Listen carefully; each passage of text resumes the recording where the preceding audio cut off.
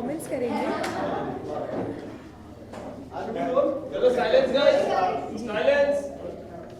दीपिका पहले तो बहुत बहुत मुबारकबाद। इतना साइलेंस कुछ होने के बावजूद फिल्म को इतना ज्यादा प्यार मिल रहा है। How is feeling all together?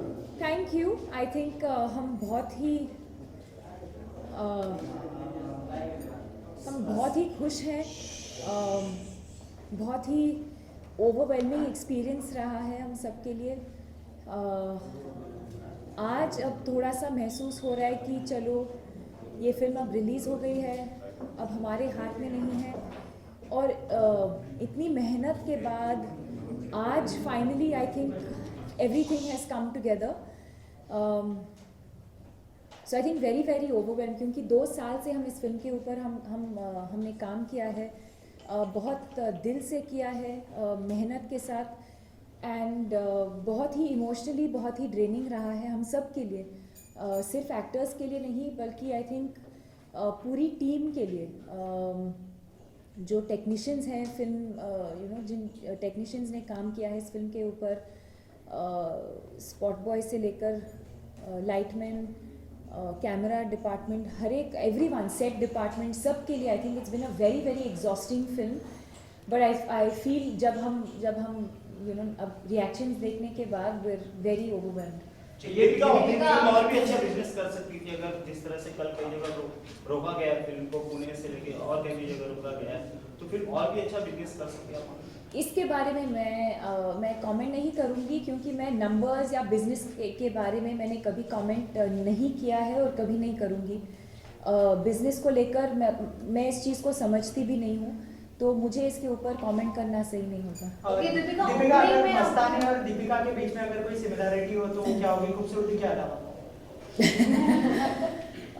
Thank you. I think similarities तो आई थिंक मस्तानी के जैसे ही, और सिर्फ मैं नहीं, आई थिंक एवरी वुमन, और मैंने हमेशा ये कहा है, हर एक औरत के अंदर कहीं ना कहीं वो जो डिटर्मिनेशन है, जो स्ट्रेंथ है, और कैसे वो मल्टीटास्क करती है, या कैसे वो मतलब when so many people are against her, फिर भी वो इतने मतलब दिल से and with so much strength, inner strength, she goes after what she wants. I think कहीं ना कहीं हर एक औरत के अंदर ये गुण होते ही हैं।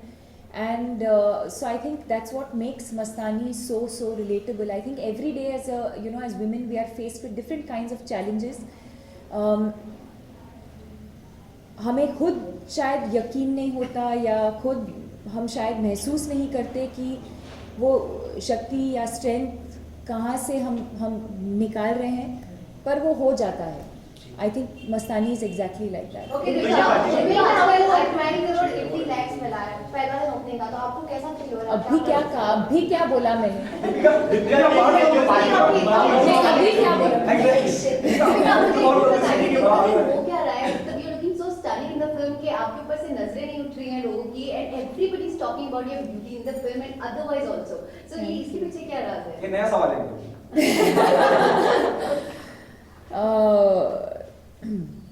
राज क्या है? राज तो एक तो मैं अपने पेरेंट्स को थैंक मैं कर सकती हूँ, और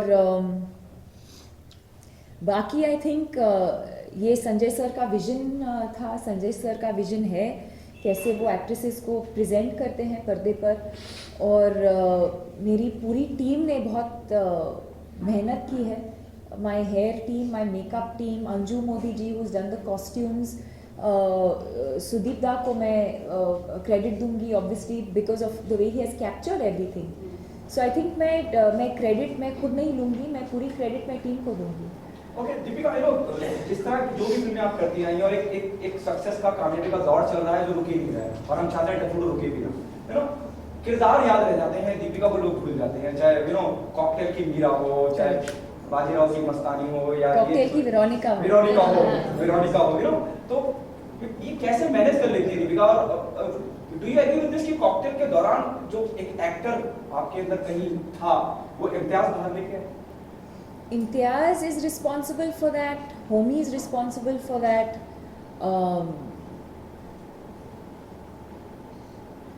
और कहीं ना कहीं I think that has been my journey, I feel like everything that I have learned has been on a film set.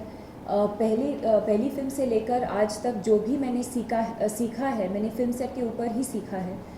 और मैं क्रेडिट मैं सिर्फ इम्तियाज़ को नहीं दूंगी, डेफिनेटली इम्तियाज़ को दूंगी, but at the same time Homi Adajania को भी दूंगी, और मेरे सारे डायरेक्टर्स जिनके साथ मैंने काम किया है, संजय सर को मैं दूंगी, क्योंकि संजय सर को दूंगी, शुजीत सर को दूंगी, रोहित शेट्टी सर के साथ, एंड मोस्ट इम्पॉर्टेंटली फारा Khan who launched me. So I think that many people are responsible for the person that I have become today. I feel like and not just professional collaborations, I think personally भी जो लोग हमारी ज़िंदगी में आते हैं कहीं ना कहीं कुछ ना कुछ असर छोड़ के ही जाते हैं, और so I think it's a combination of all of that. Promotion के साथ रिलीज होने के बाद भी फिल्म ने इतना अच्छा बिजनेस किया, तो आपको लगता है कहीं ना कहीं आप शाहरुख और काजोल की जोड़ी को, रणवीर और दीपिका एक लेवल तक कंपटीशन दे पाएगी? नहीं, कभी नहीं, और मैं compete भी नहीं करना चाहूँगी शाहरुख सर और काजोल मैम के साथ. They are legends, they have an epic pairing, and no one can even dare to compete with them. हालांकि अगर आप कर रहे हैं, of course it's a huge compliment, but at the same time we've grown up watching their films, and they've had a huge influence as an on-screen pairing, and as actors they've had a huge influence in my life.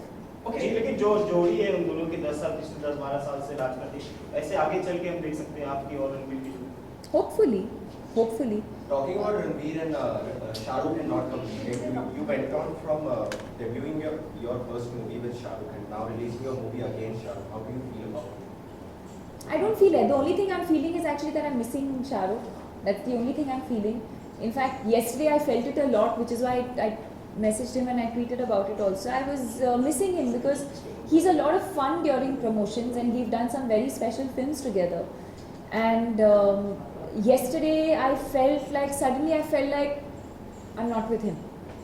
So I was missing him a lot yesterday. Other than that, I mean, as far as the so-called clash is concerned, I've been saying this right from the start. I think there's enough space for two very good films to release on the same day at the same time. As an audience, I've said this earlier, as an audience I would watch both the films. They're two very different kinds of films, and they both deliver very different kinds of entertainment value as well. In fact, my friends are coming from Bangalore tomorrow, and a whole group of us are going together to watch Dilwale. आपने देखी दिलवाले?